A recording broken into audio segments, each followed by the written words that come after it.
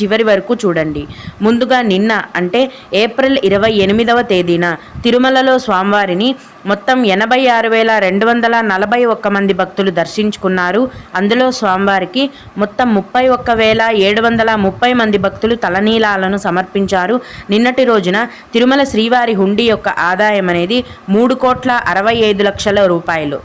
రోజు కూడా ఎటువంటి దర్శనం టికెట్లు లేకుండా నేరుగా భక్తులను ఫ్రీ దర్శనానికి అనుమతిస్తున్నారండి.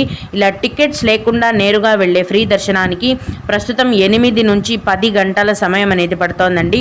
నిన్న అయితే ఫ్రీ దర్శనానికి 24 గంటల సమయం పట్టింది. ప్రస్తుతం 8 నుంచి 10 గంటల సమయం అనేది పడుతోంది. అలాగే తిరుపతిలో ఇచ్చే సర్వదర్శనం టికెట్లను తీసుకొని దర్శనానికి వెళ్లే భక్తులకు దర్శనానికి 4 గంటల సమయం అనేది పడుతోంది. 300 రూపాయల దర్శనం వారికి మరియు 500 రూపాయల దర్శనం వారికి దర్శనానికి 3 గంటల సమయం అనేది పడుతోంది.